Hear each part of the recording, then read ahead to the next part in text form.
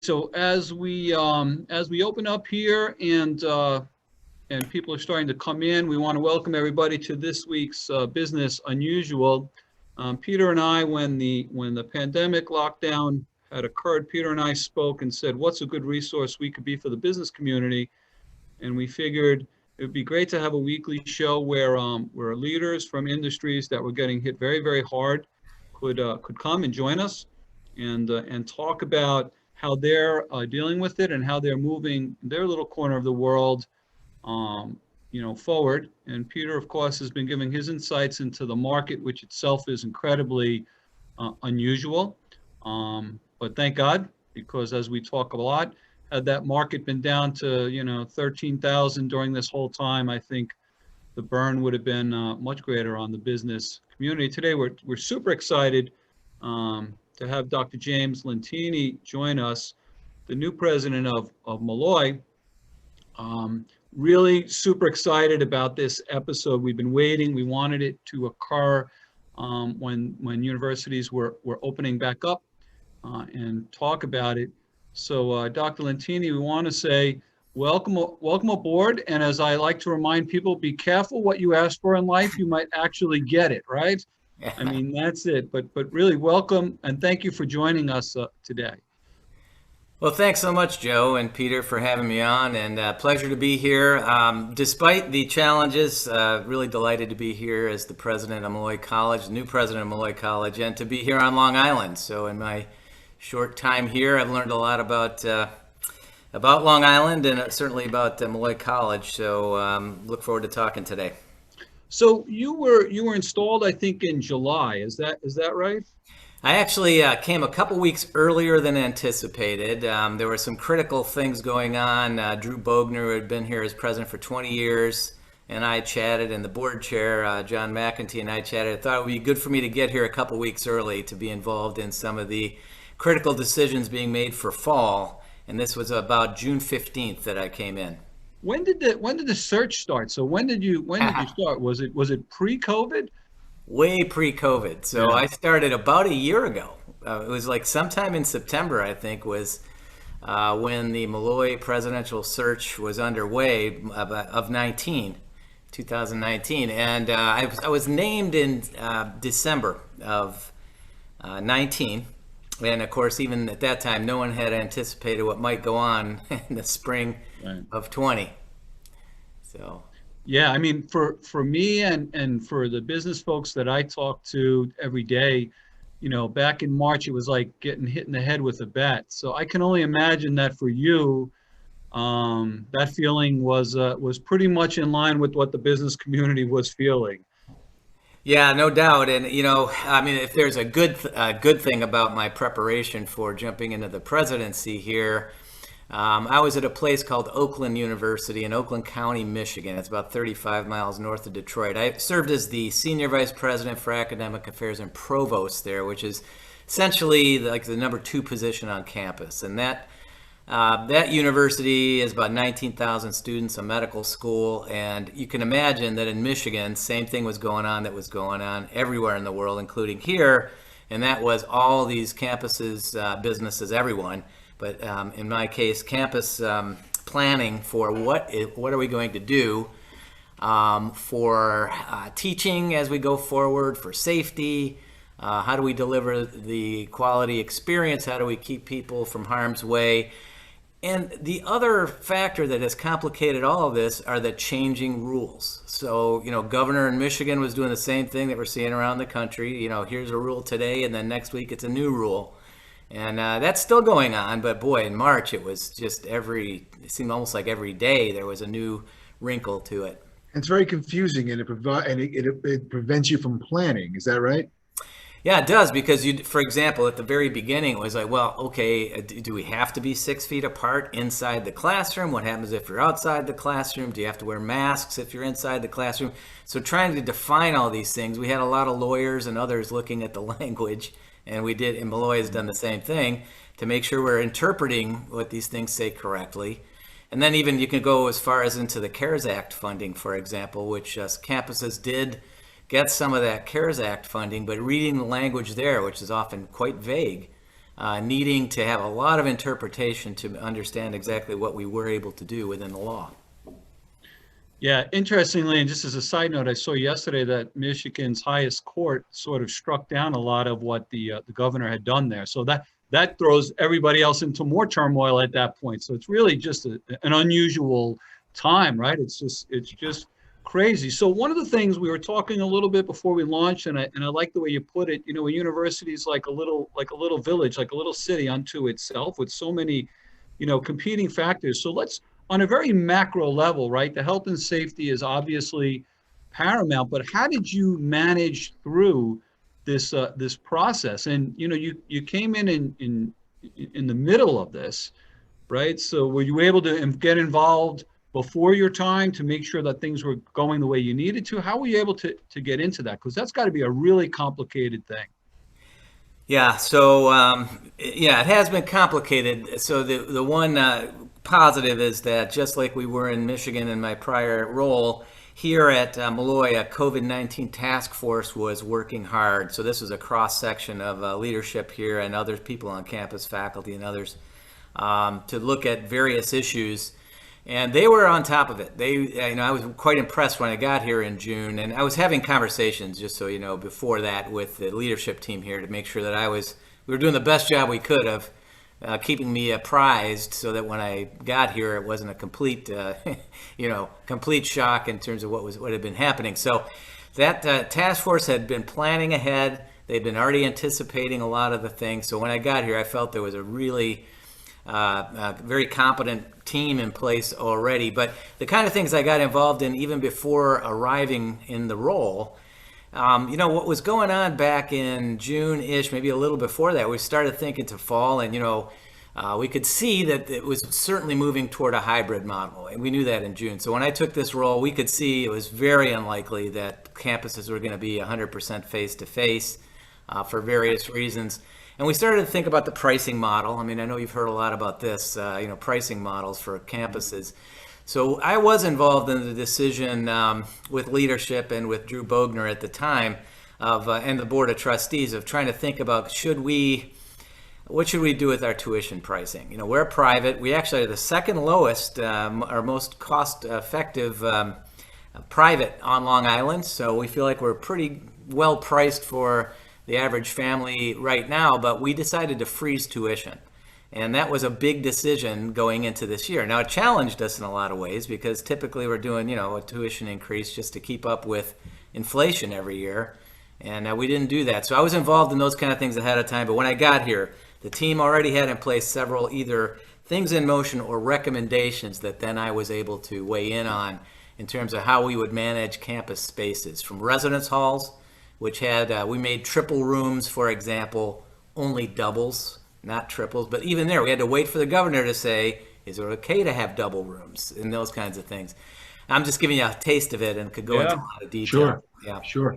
And I wonder, you said that you were not increasing your revenues, your cost to the consumer, so to speak, the student, but yet your costs are going up, and they're probably going up more than normal because of COVID. So big disconnect between revenues coming in and costs going out.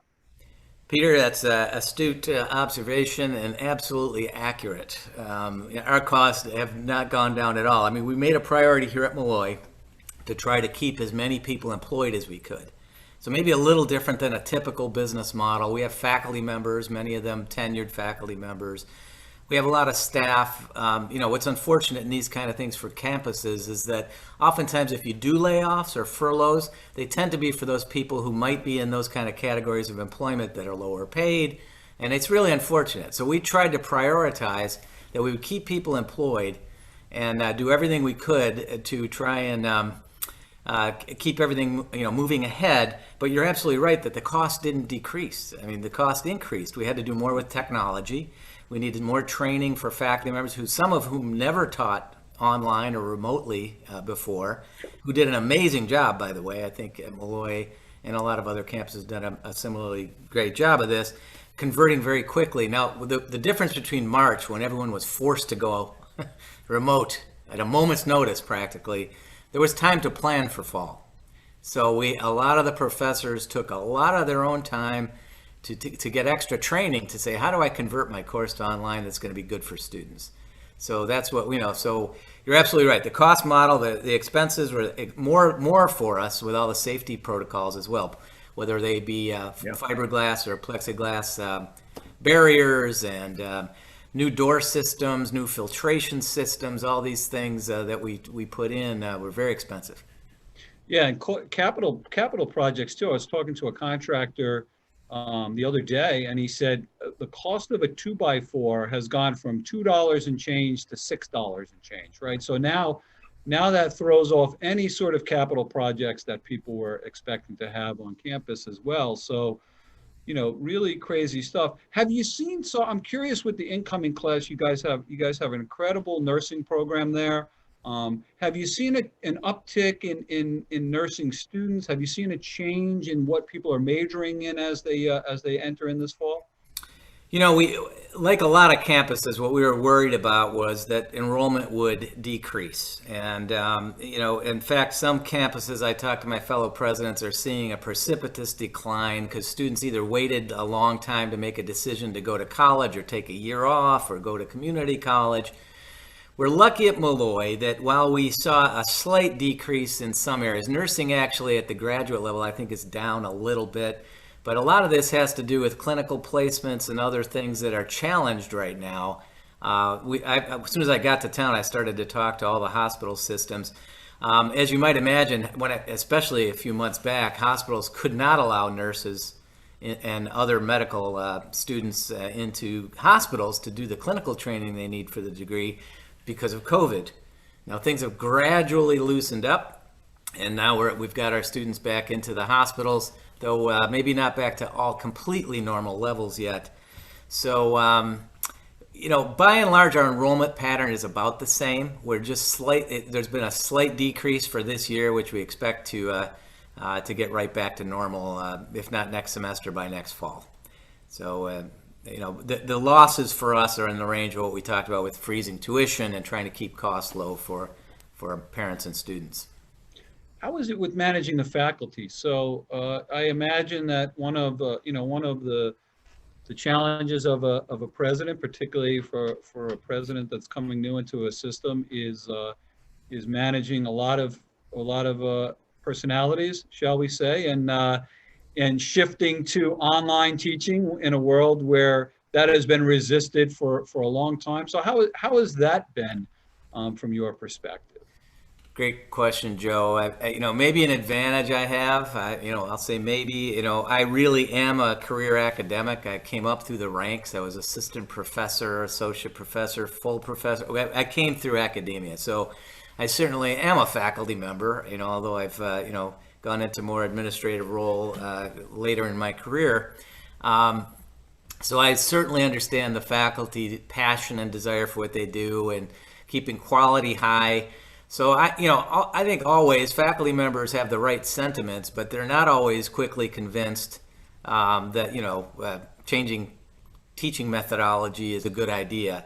The fact is, in this pandemic, there wasn't a choice. So again, I think they have been. Let me just say this. I mean, in terms of delivering their courses, they've been absolutely stellar. I mean, they've really. There's been very little that I've heard about any resistance or any kind of use that term. And you're right, sometimes those things happen, but I think everyone saw that this is a historic crisis.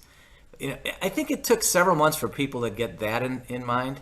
Agreed. It's not just this isn't just going to be here for a few moments, and the historic part of it is look at the financial devastation in some cases. Look at the profound way in the change of everyone's everyday life. So I would use this terminology sometimes, and I think people started to really digest the fact that this isn't normal. so the things we're having to do, we wouldn't normally be asking you to do. And so I think everyone's been very much more a team, kind of a player, all of us together in trying to solve this problem. Yeah, Hey, Doc, what do you see as the students, how are they dealing with all this? I mean, we've talked about the professors and the administrative team, but Right. The students, I would suspect, because many of you, as Joe mentioned, many of your students are in the nursing program, and that's more hands-on than digital, I would think. So Right. has it been a challenge for the students?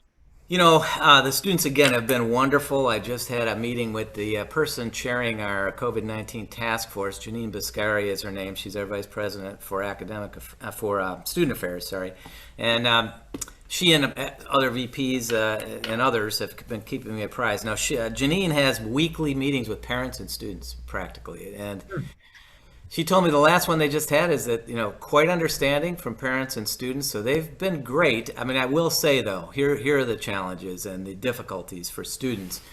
Those in areas like you mentioned, nursing, where clinical experiences are required, and other lab experiences, experiments, and those kind of things that have to happen in labs, those are very difficult to do remotely. So we're doing everything we can to try and deliver some of those in person. But the other area that I'm keenly interested in, as I think both of you know, my background's in music.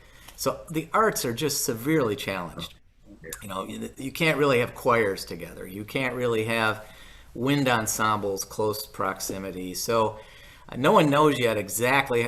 There are very creative ways of trying to think about doing smaller ensembles in rooms and dancers a little more separated. Very difficult to do though. So those things are not back yet. And I think we are planning. We have a wonderful theater program here, the CAP 21 musical theater program. Really, the students come from around the country for this program at Molloy, and we had to go remote with them in the fall.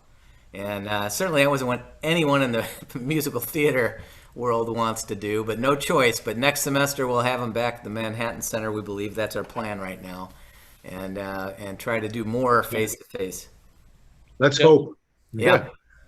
And I want to get into you and your background, because I think you have a super interesting background. But I want to just ask, because my daughter graduated from Fordham undergraduate this past year in May, and what they did, like all of the universities did, is they said, sorry, we're going to do some sort of remote acknowledgement. And at that point, they figured, by the fall, this will all be gone, and we'll do something on campus in October, right? Well, here we are in October, and it's not going to happen.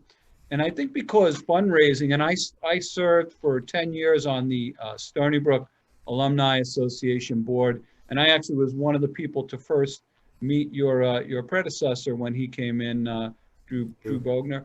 And fundraising is so important. And so how are you guys going to reach out and continue to reach out to those students, right, who missed out on a graduation, to make sure parents like me, who paid a whole lot of money in tuition, feel like the university cares, right? I think that's an important thing to do, is give those students some sort of acknowledgement.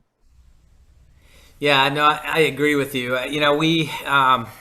So commencement itself is another discussion I just had this morning, because we're looking ahead now to even next semester and trying to understand, are we going to be able to have commencement? And the problem today is that the governor's orders haven't changed, so we don't really know that we can plan yet for what commencement might look like.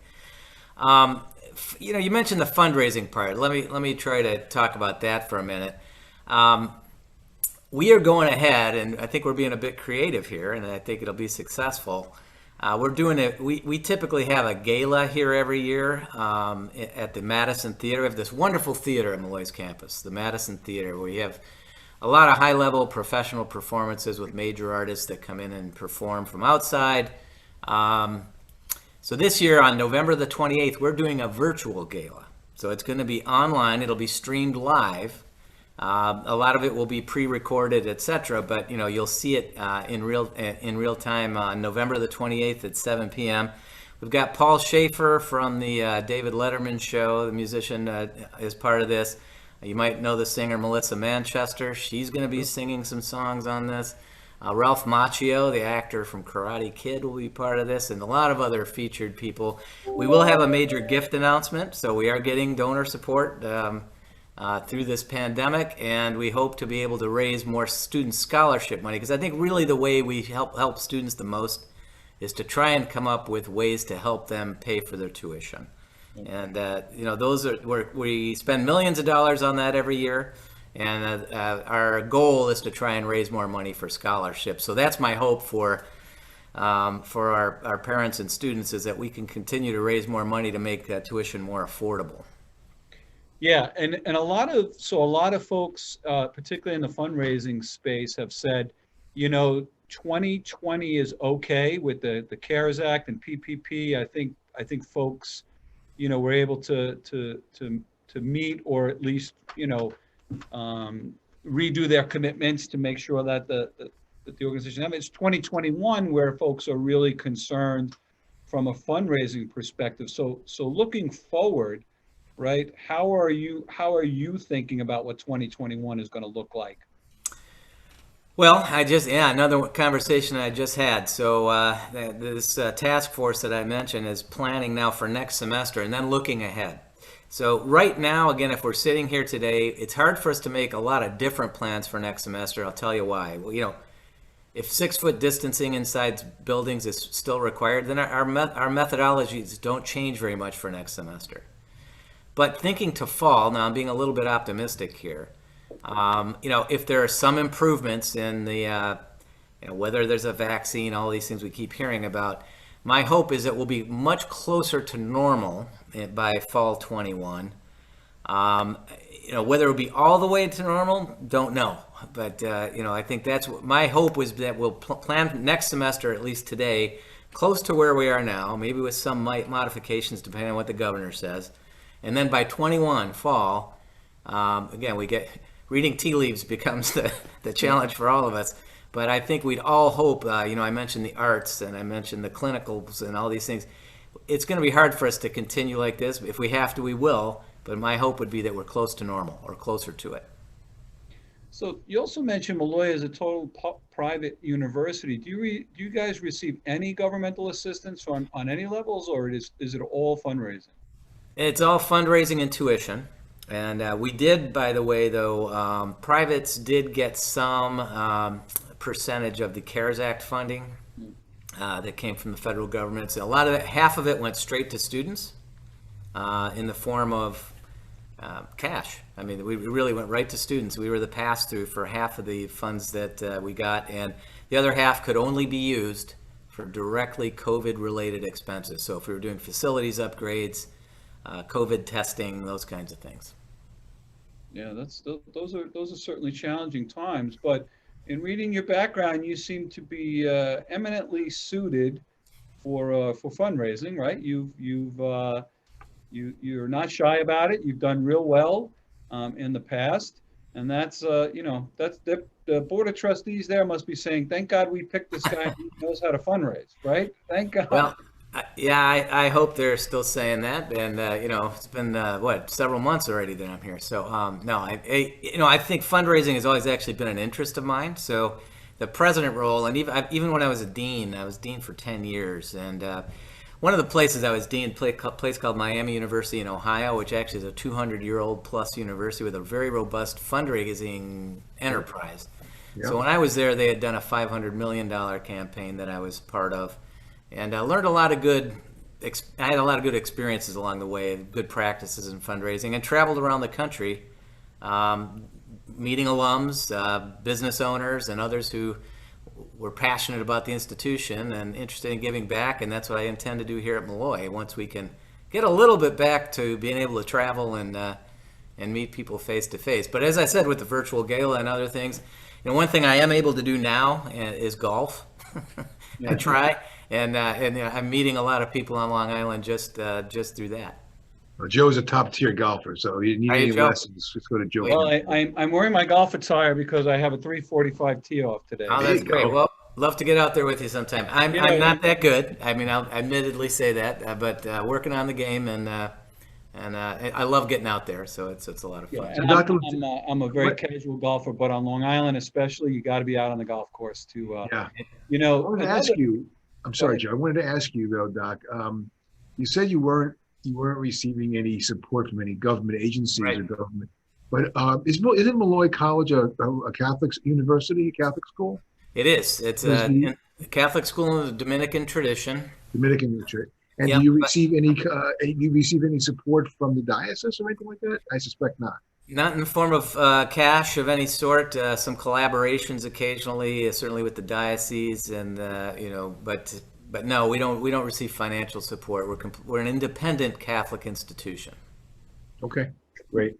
So why Molloy? I mean, other than the fact that they were looking for a president and you wanted to run a university, why Molloy? What made you interested in that? Well, there's an interesting story to everything, isn't there? And I think for me, I was at a point in my career where I've been in higher ed for 30 plus years, a lot of administrative experiences. And as provost, you are in your businesses too. I think this turns out, the progression through ranks sometimes becomes sort of evident. So in my role as provost of a fairly large institution, people start knocking on your door a little bit if you've done well. And so I was getting opportunities at presidencies, or at least being asked to look at certain ones. And some weren't the right thing, some weren't the right fit, right type of institution. And so it turns out at a conference about a year and a half ago, I ran into a friend of mine and a former colleague. He's the current president at St. John's University, Bobby Gempesaw. And he was my provost when I was a dean at Miami University. And he said, hey, there's this place called Molloy College that's not far away from me. And Drew Bogner has been there, and he's going to retire. I think you should look at it. So when I went home and got on the website and took a peek, I realized I actually knew Molloy because of this Cap 21 theater program. My son is a musical theater major, so we knew about the program from that. And so I looked into it. The other parts that resonated for me, my family's Catholic.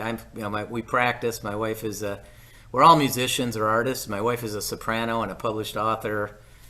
Me being a composer and a classical guitarist. My oldest son is a violinist who just graduated from Northwestern, is playing with the Chicago Civic Orchestra. I have a son who's a musical theater major. My daughter's a ballet dancer. So that's the full story in a short nutshell. So New York has always been sort of one of our, well, if you're going to move anywhere, where would you go? Sure. So in terms of Catholic institution, New York City, a place that has been done well over the years. I really was certainly pleased to look at Molloy and see how well it has done with enrollment growth and student retention and graduation rates and employability of our graduates, all top rate. So now I didn't plan on the pandemic, but once we get past there, I think we can go back to all those great things the institution was doing and even think of more. So where'd your family settle here on Long Island? Where'd you guys choose to settle? Minutes away in the Rockville Center, and it's You'll love that. Great spot, great town. Yeah, really great. And we're enjoying it so far, and family loves it. My daughter started high school here, and a lot of people go, "Ooh, what's that like?" She loves it. Where's she going? Rockville. Sacred Heart. Sacred Heart, yeah. My son just graduated Chaminade, and a lot of friends go to Sacred. Yep, a lot of history there. Yes. Yeah, my partner Pat McCormick, his daughter is just starting at Sacred Heart right now. So that's right. A lot of good stuff going on there. So just an introduction I'm going to make to you is Kristen Jarnigan. If you know her, she is the head of Discover Long Island. We had her on as our last guest. She is the biggest cheerleader for Long Island, and she's out there advocating for all the major institutions and organizations right now. And you certainly want to be on her radar with all the great things that you guys have going on there at Molloy. And I mentioned offline, Peter and I are both graduates of the Energia Partnership, which Molloy puts out, which is such a great and important program here for for Long Island leaders. And to the extent you haven't gotten your arms wrapped around that yet, it's something that you certainly might want to do, because there's such great folks there as well. Yeah, I'm fortunate. Ed Thompson, who's been leading that program, intrinsic to that program for a lot of years, had me go out. We did do an in-person lunch at a golf club, 2-3 weeks ago. And I got to meet the some current and I think former members of Energia there. And, that was another thing when you ask why Molloy. When I saw this program, I thought, wow, this is really something very interesting. Because, we're not kidding when we say business leaders of Long Island. I mean, the people in the room, and you're two of them, are really impressive in terms of the companies they lead, the businesses they run, the governmental agencies they're involved with.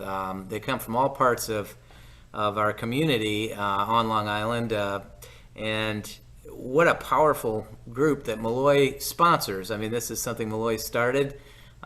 We really keep it as Energia being its own entity, and I think it's as you said. I think almost everyone I've talked to, and I think I'm hearing that from both of you, it was a wonderful experience, and those connections continue. Yeah, I would strongly suggest that you embrace it. Anything you need on Long Island, someone who's part of the Energia program is able to deliver. I mean, it's really Great been for an you. amazing experience. And Peter and I both serve on the board of the Energia partnership. We're both big donors to it. So we've drank the Kool-Aid, and we firmly believe in it. You know, another thing that we were talking about is your love for music, and I think Peter and I both share that. He serves on the board of the Tillis Center. I serve on the board of the Stoller Center. So talk about that. How did you, first of all, your credentials as a musician are incredible, right? But how did that happen? Were your parents involved in music? How did that all come about for you? Yeah, so you'll have to make sure I don't go over time on this. I'll make the story kind of succinct, but so I'm a first generation college student, but my background was so I'll be honest here, and I'm going to age myself, but I saw the Beatles on Ed Sullivan's show in 1964. So and I remember it. I could still remember it. And me and, I don't know, 18 million other kids in my neighborhood probably wanted to play the guitar after that. So I was one of them.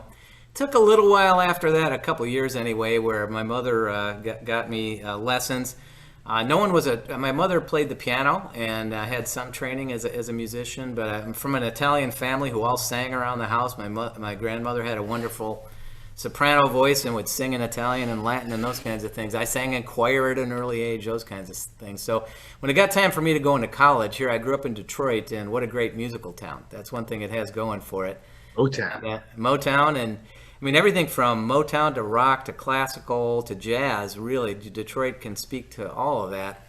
And so I went to, when I got to college time, I played guitar, and I thought, well, what am I going to major in? And I went to Wayne State University, downtown Detroit, which had a pretty robust music program. And I became a classical guitar major there and composition major. And one thing led to another. What I realized was, first of all, I always had the passion for music and I played in rock bands in Detroit for years, by the way. I still love the electric guitar, and I love playing gigs, and I did that my whole life. But getting into the classical world and writing for orchestras and ensembles and playing the classical guitar is a little bit of a different world, but it's all music. And made great connections throughout my life. Had international experiences doing this in Italy and in Spain, and won some major competitions and things like that. So for me, it's always been really a centerpiece of my life. And what I also had in combination with that is, even from the earliest times in college, I really loved higher education. Academia worked with me, and I worked with it. It seemed like I just loved it. Would have never guessed, though, that you want to be a department chair or a dean, I wouldn't have even known what a provost was, at the time. So it's just one thing leads to another in the leadership role. Being a musician helps with leadership, I think. You're dealing with diverse personalities. You're dealing with diverse viewpoints. Trying to get people to come to a unified vision is a challenge for musicians and for academics alike, and for business people too. So, I think all those experiences help me. So how would you describe your management style, right? So you've done real well. You've managed academics as a provost, now as a president. You got to manage temperamental, egotistical donors. So what would you describe your management style as? Yeah, I call it collaborative, and that's just always been natural to me. I mean, I've heard of all, especially I would say 30 years ago, let's say, when I was first getting into academia, you could see the gamut of the way people ran things, whether it was sort of a top-down, I'm going to tell you what to do approach. That doesn't work very well in higher education, and I think as business models have gone forward, you see a lot more of this more collaborative style of leadership being more effective with people. Paying attention to the employee, paying attention to their viewpoints, taking care of them. Faculty members, shared governance is a term that those not in higher ed often are surprised by once they, board members, for example, once they see how the university works, have to come to terms with the role that faculty play in shared governance, the role that staff play in shared governance, and students too.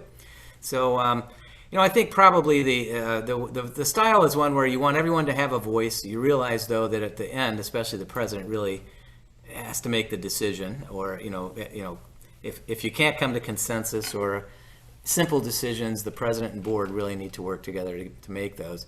But I try to be as collaborative as I can. That's been challenged some during COVID, I got to be honest with you, because there have been a couple, even when I walked in right away here to Molloy, there are a couple of things I had to do right away that I did not have the time or luxury of being able to go through the channels like I normally would.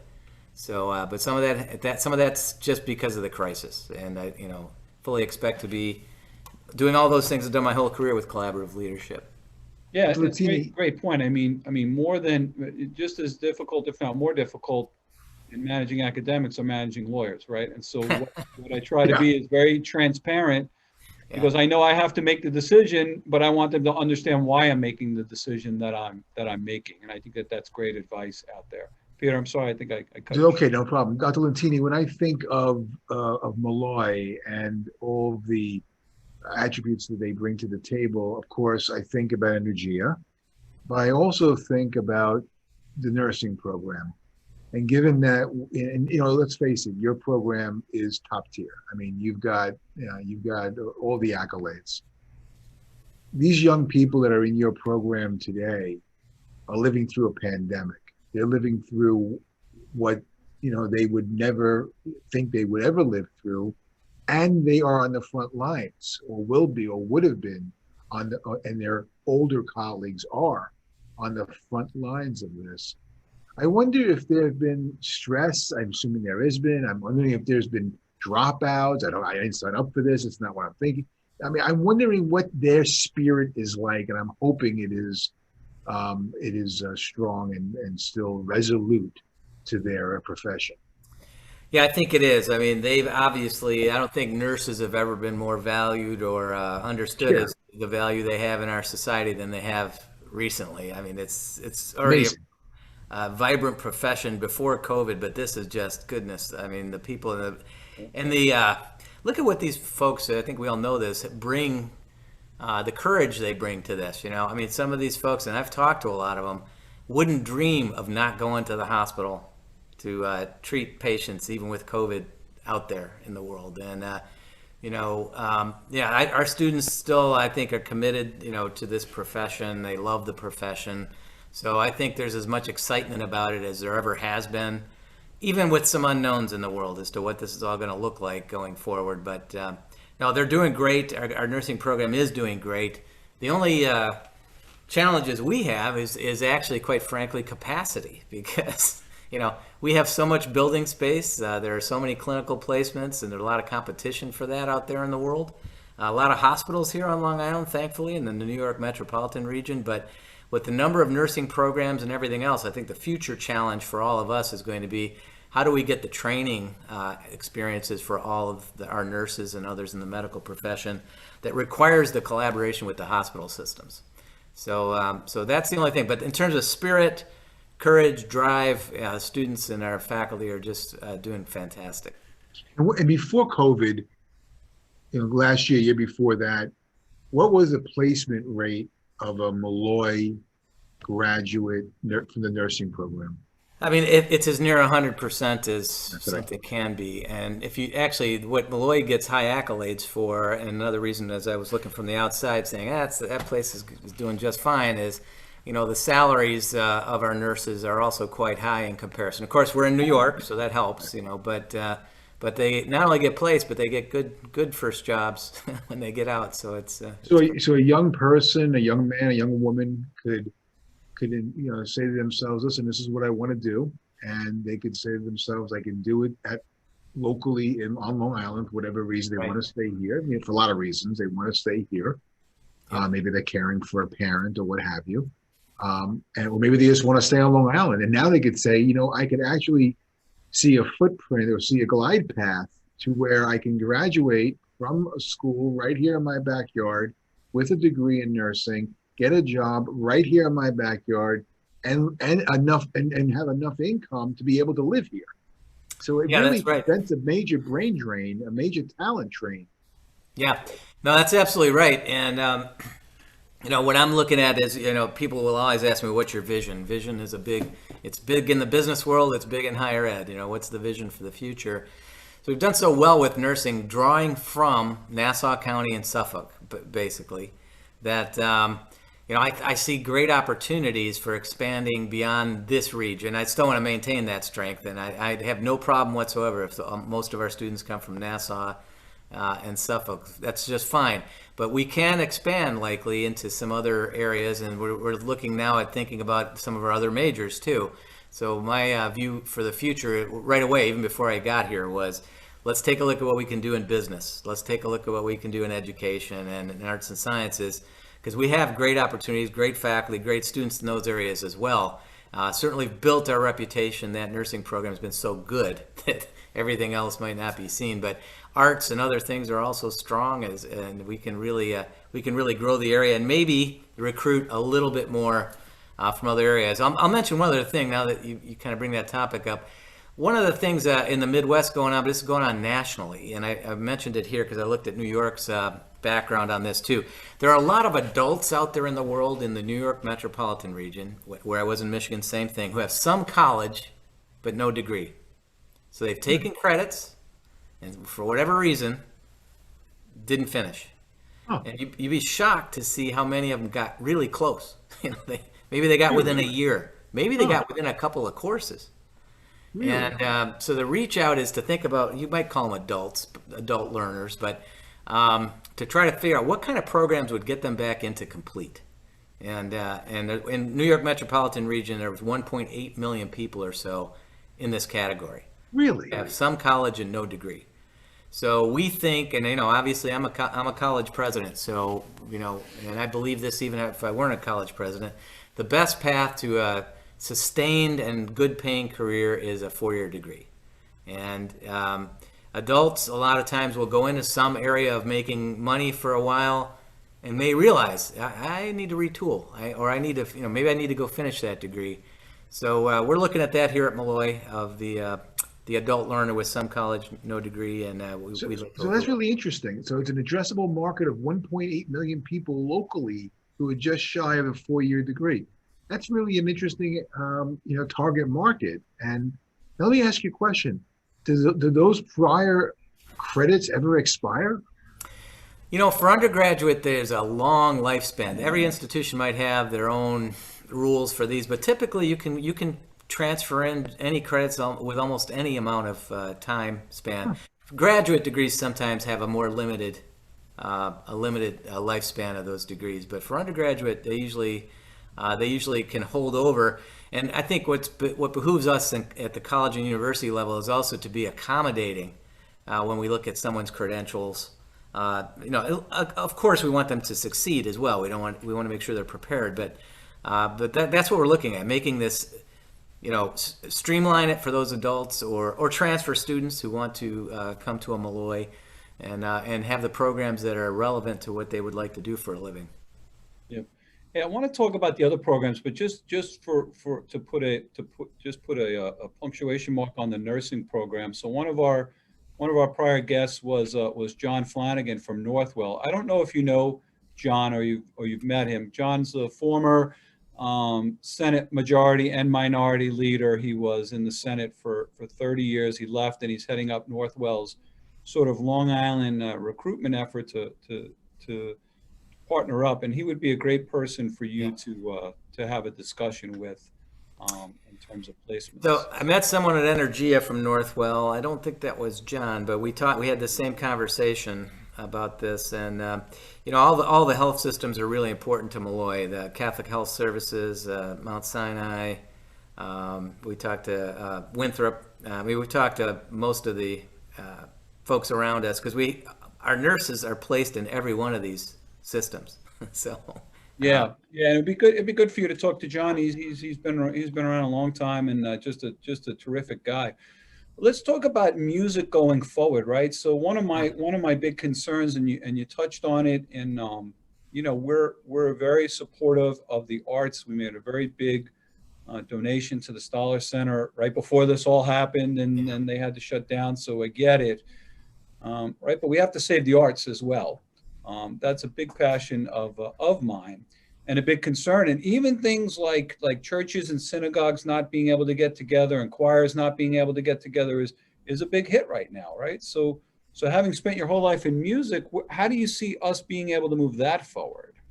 Yeah, I mean, it is the challenge, I think, for the arts right now, is to think this through. That even if so the question I have, I think there probably will be some markers that will happen that will help everyone else to come up with strategies. And here's what I mean. Broadway's a big indicator, for example. Now, what they do is going to make a difference. If they decide that they can't come back in January or whatever, it probably will have an effect on what others think about. So I think there's two parts to this. What can you do to get performers on stage? Because live music, live theater, live dance, there's nothing to replace that. I know video and Zoom and everything else is is interesting, but there's nothing to replace the live performance experience.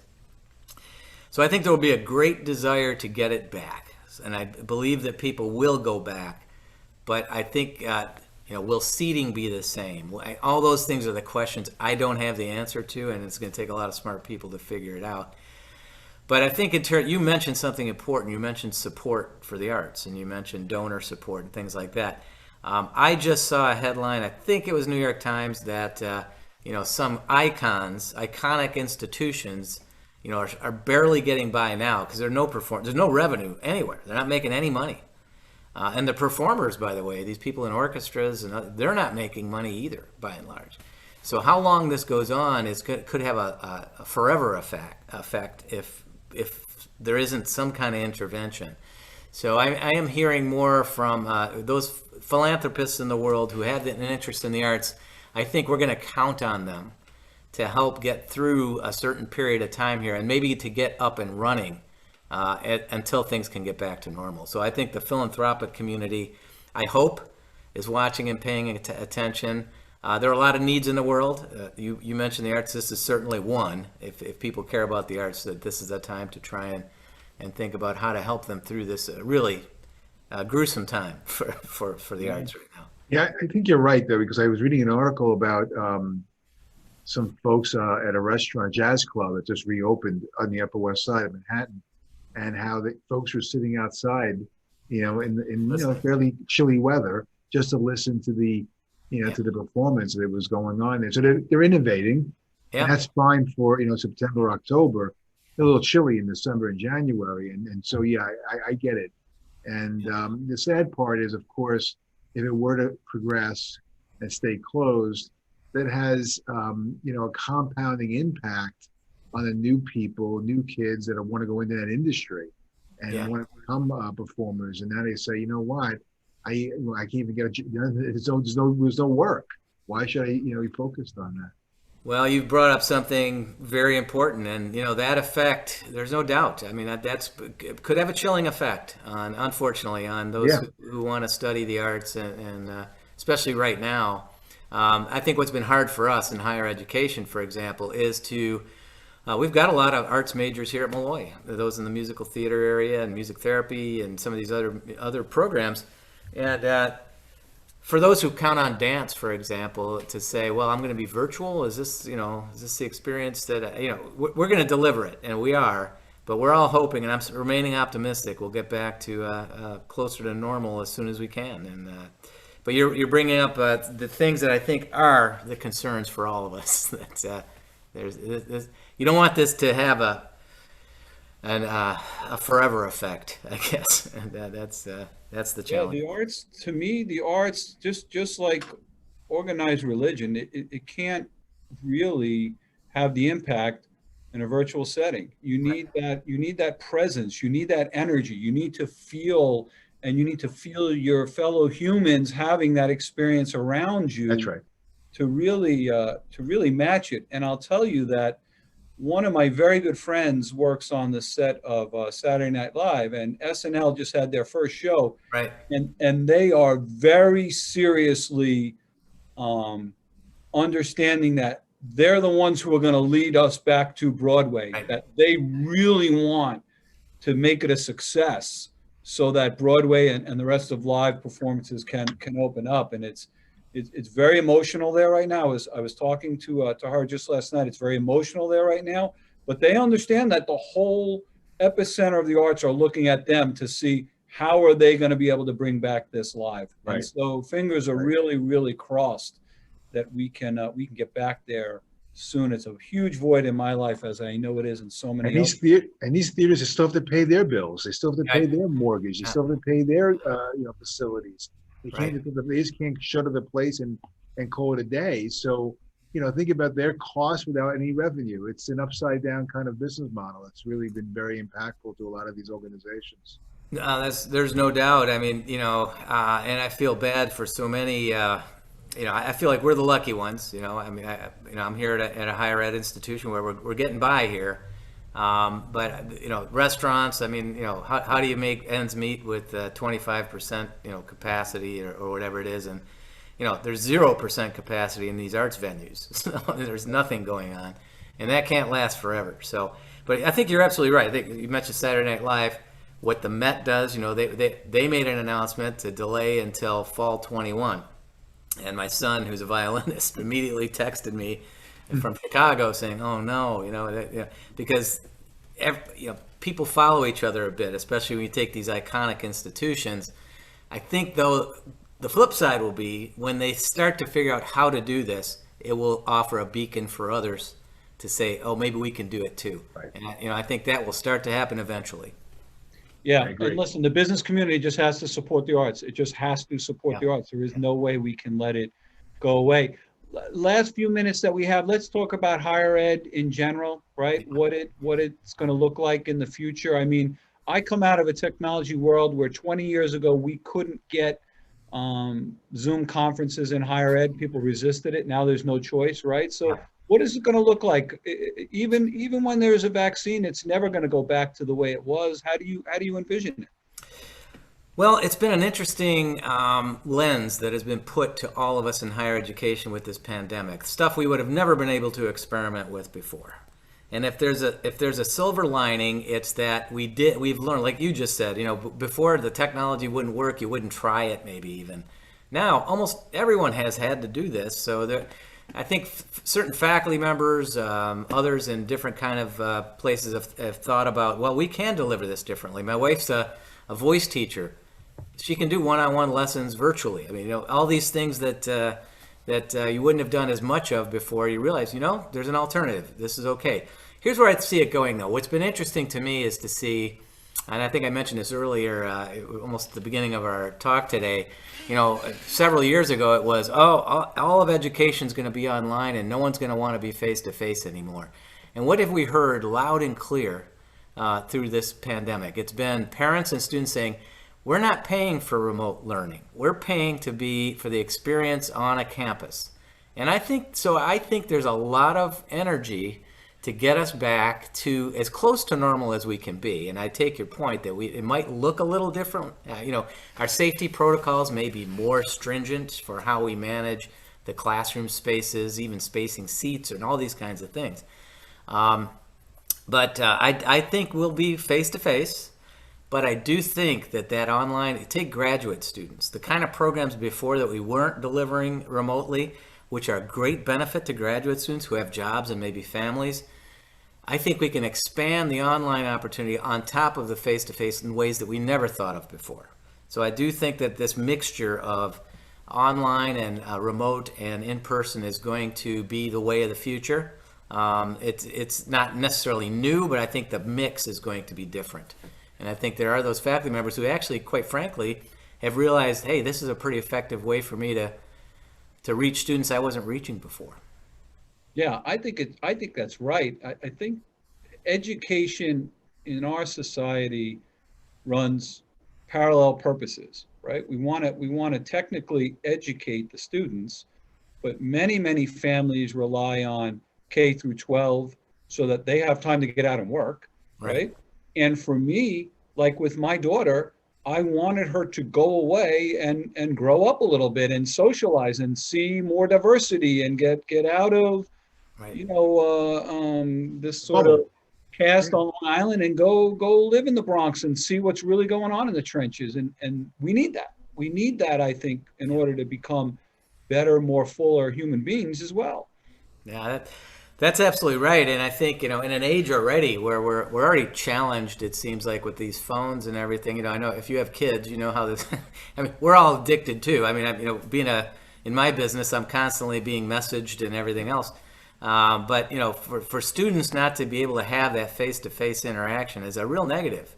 But I think that, again, when they get a little bit older, that online experience is really, really important. But, Molloy College, our bread and butter has been the very close attention to the individual student that you do face-to-face, whether that's advising them, classroom experiences, outside the classroom experiences, but face-to-face. Those will remain important, and we hopefully can get back to those as soon as possible. But I think we've all learned a lot by even enhancing the technology capabilities beyond what we would have even tried ever for so many of us. So I think that's, again, I look for silver linings. If there's one, I think we've learned how to do this way better than we would have before. Yeah, much more quickly than if we would have just done it lazily, right? But I think experience is critical. So we are coming to the end of the hour. They always go so incredibly quickly. They really do. And we want to give you the last word to talk about something maybe we didn't ask about. We just asked that we always end on an optimistic tone, right? Yeah. Which is a good thing. So the last word is yours. Well, I appreciate it, and thanks for having me on. It's been wonderful talking to you both, and I should mention that when you talk about communities coming together and people helping each other, I'd be remiss if I didn't say Town of Hempstead helped us out a lot. We got a $2 million grant from the Town of Hempstead through the CARES Act, because CARES Act funding the Town of Hempstead got, and needed to be used exactly for COVID-related expenses. So Don Clavin and the Town of Hempstead helped us out. I wanted to mention that because, with the losses I talked about earlier, which again, nobody really wants to hear the college president talk about, our financial problems or anything. But, this has challenged us, and that $2 million helped a lot, and went to things like air filtration systems we would not have been able to do before, and touchless doors and these kinds of, things that really helped through the pandemic.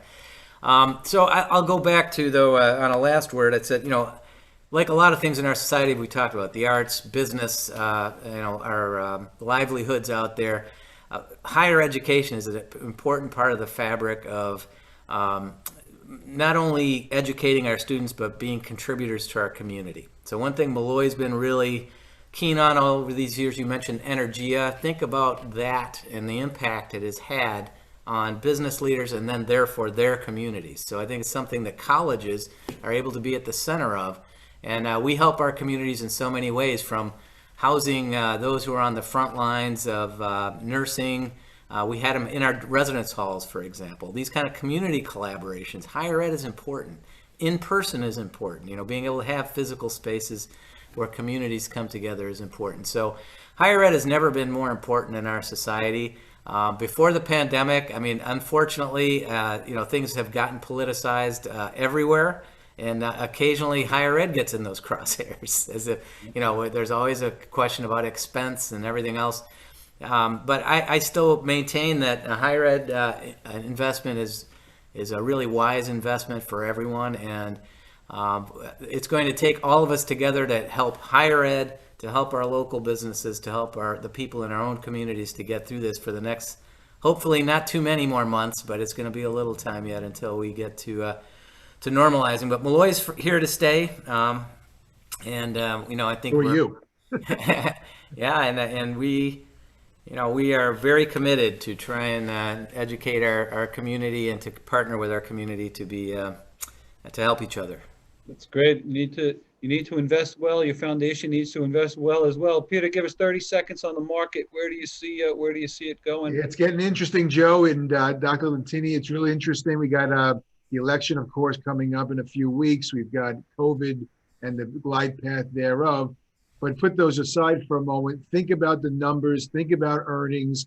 The earnings are now about $145 a share on the S&P 500. puts us at the 21, 22 times estimate, 22 times earnings. That's high. That's a little bit concerning. So we've got to figure out, I hope those earnings begin to grow really rapidly to make this to rationalize these valuations. Not so sure they will. October is always a crazy month for the market, so we'll see where this goes. I want to thank you, Dr. Lentini. This has been really, truly a valuable hour spent. And I know from the comments we're getting and the text I'm getting that the business community truly appreciates your time. I know you're busy, and we appreciate that. Folks, coming up next week, 10/13, we have Diane Hatton. She runs the Electron Ion Collider at Brookhaven National Lab, a new $2 billion investment that's being made at the lab, and we're very interested to talk to her about what's going to be going on there and how that's going to impact the local and the national scientific community and important stuff. And then on 10/20, we're going to have a technology sector. Technology companies and entrepreneurs have found very creative ways to come through this pandemic and help businesses come through this pandemic. So we're going to have Phil Rugile, the director of Launchpad at Huntington, and Michael Chang, who's an entrepreneur in residence at Stony Brook, running some technology companies. We're going to have a great conversation with them. So Dr. Lentini, great to meet you. Thank you for spending the hour, and we're here to help the business community. We're here as Energy Eater Partners to help you any way that we can. So feel free to reach out anytime you need something, and we'll make sure to take you up on that golf invitation at some point too. Love Welcome to do Long that. Island, Doctor. Yep. Thanks, Peter and Joe. Really appreciate it, and a pleasure. Thanks. Thanks. Have a great day. Thank you so much. Bye-bye.